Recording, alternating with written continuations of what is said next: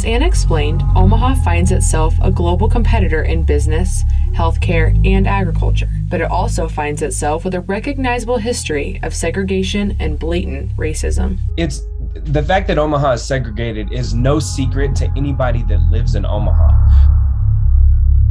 There were signs of it scattered among all neighborhoods and communities. From the earliest actions from the Omaha Claim Club, the founding fathers of Omaha, who forced out what they said were to be undesirable settlers. What's left when people leave are these abandoned houses and no government, city, county intervention to say, let's pour back into the neighborhoods. So, I think that jives with what happens across the country in a lot of big cities. At the turn of the century, North Omaha established itself as a home to immigrants settling in the area: Czechs, Scandinavians, Germans, and a growing Jewish community. However, over time, as the history books reveal, these groups self-segregated and the Black community became isolated. You can see how those decisions have impacted the choices to put this store in this area versus in another area, or to not have a bank in this area versus another area, or a grocery store. So, I think some folks just have to take the blinders off. Despite being isolated, the Black American community grew and flourished. The men and women opened successful businesses, renting storefronts from the Jewish community and expanding success along Lake Street. I think it also meant that folks came together to say, well, then we'll create our own stores. We'll create our own banks. We'll have, then we'll be the ones teaching at our schools. We'll create whatever is needed and have that for each other. Richard Rothstein explains in his book, The Color of Law, Omaha's Black doctors, lawyers, and entrepreneurs were viewed as threatening to the city's white leaders. As a result, a literal red line was drawn around the North Omaha community. Passed down from the federal government as a part of the New Deal in 1933, this legislation was meant to expand suburbia to whites and push people of color into housing projects where access to loans were virtually non-existent. This whole idea of redlining was taking this red pen and creating a circle on a map and saying, really, white people should not live here. This is a hazardous area. So white people should live over here, which then kind of relegated folks, especially people of color, to certain areas.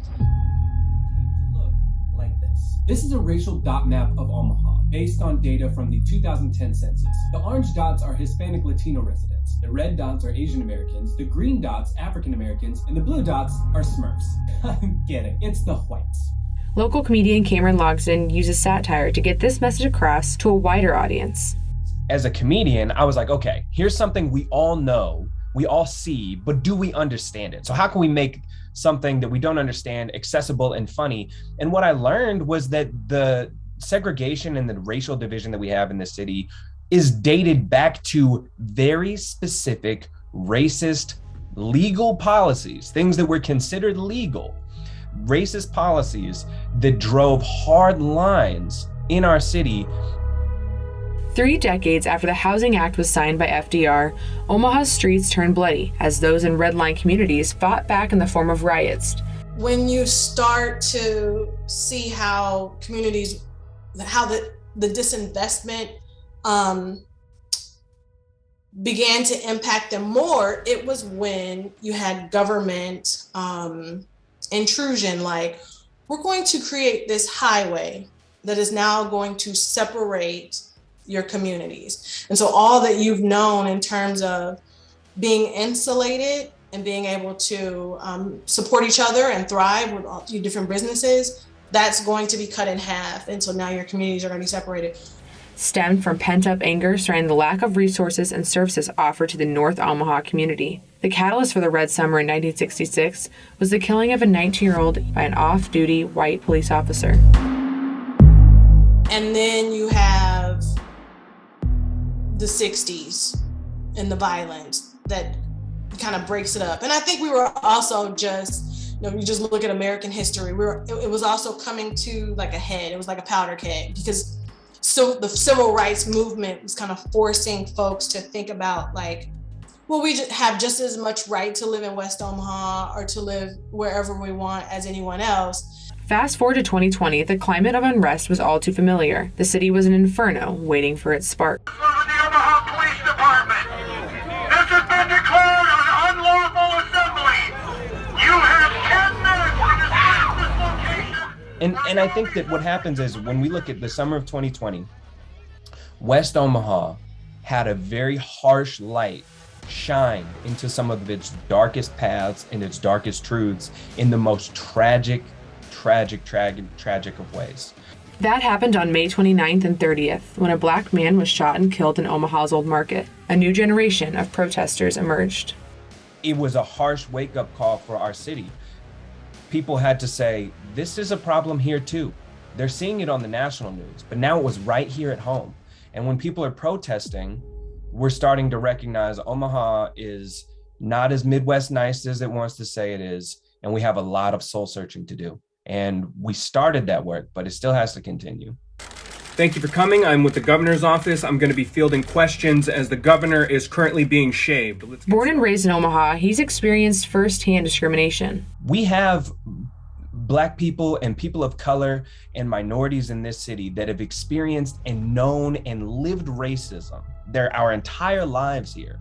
And then there are white people in the city that haven't seen it, haven't experienced it. And there were lots of national tragedies happening that were highlighting things. And then here in our own city, as people came out to protest, we experienced that same very thing. While funding, resources, and comprehensive transportation system is a start, Cameron says changing a system that is arguably as old as the country's inception starts with one person at a time.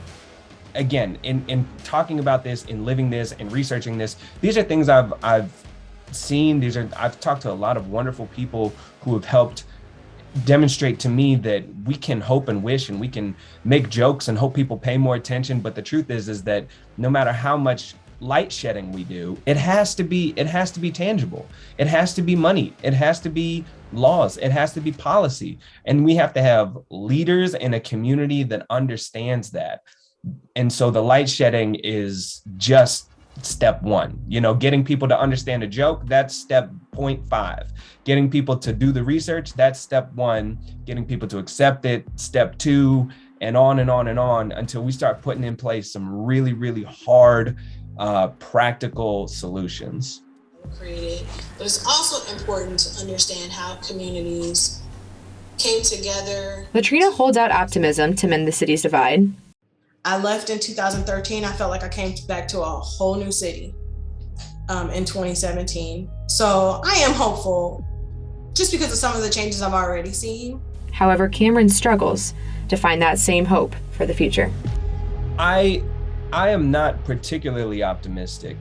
My fear is that with everything that we see in the country, we see more and more division and less willing to learn. I think people need to be met at a table where they can listen to each other first.